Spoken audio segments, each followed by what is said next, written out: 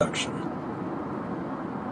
The following exchange was published in the British humor magazine, Punch, on April 3, 1957. It is included here as an appropriate introduction and as a mental exercise to limber the mind for the material contained in this book. Question: what are banks for? Answer: to make money. For the customers? Or the banks? Why doesn't bank advertising mention this? It would not be in good taste. But it is mentioned by implication in references to reserves of $249 million or thereabouts. That is the money that they have made. Out of the customers? I suppose so. They also mention assets of $500 million or thereabouts. Have they made that too?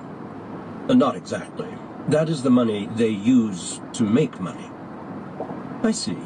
And they keep it in a safe somewhere? Not at all.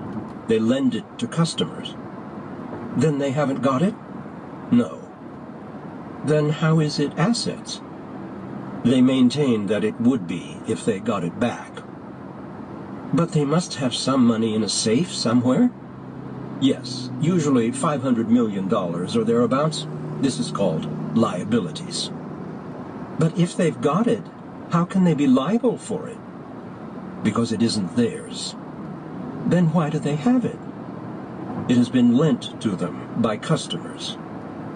You mean customers lend banks money? In effect, they put money into their accounts, so it is really lent to the banks. And what do the banks do with it? Lend it to other customers. But you said that money they lent to other people was assets? Yes.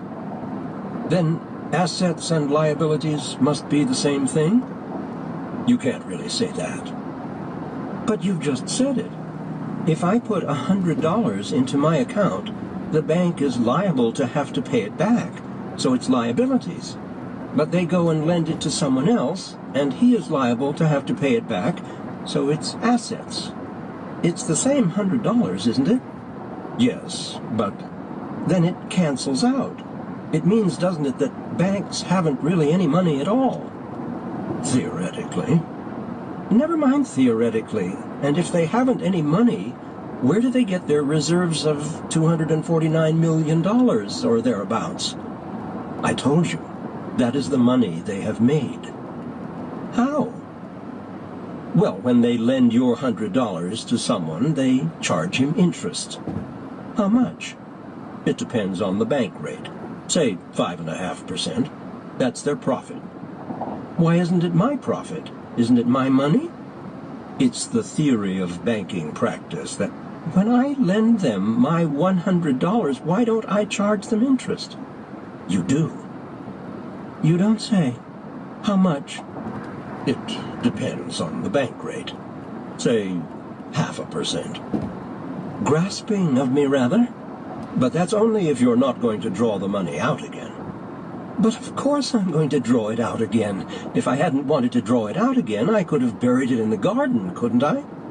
They wouldn't like you to draw it out again. Why not? If I keep it there, you say it's a liability. Wouldn't they be glad if I reduced their liabilities by removing it? No, because if you remove it, they can't lend it to anyone else. But if I wanted to remove it, they'd have to let me. Certainly. But suppose they've already lent it to another customer. Then they'll let you have someone else's money. But suppose he wants his too, and they've let me have it. You're being purposely obtuse. I think I'm being acute. What if everyone wanted their money at once? It's the theory of banking practice that they never would. So what banks bank on is not having to meet their commitments? I wouldn't say that. Naturally. Well, if there's nothing else you think you can tell me, quite so. Now you can go off and open a banking account. Just one last question? Of course. Wouldn't I do better to go off and open up a bank?